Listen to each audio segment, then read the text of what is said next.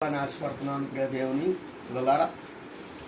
కారం కారం కారం ఇతరులకు చేసేది ఉపకారం, ఇతరులకు చేయకూడనిది అపకారం, ఇతరులపై చూపించేది అహంకారం, చెప్పింది వినకపోతే ధిక్కారం,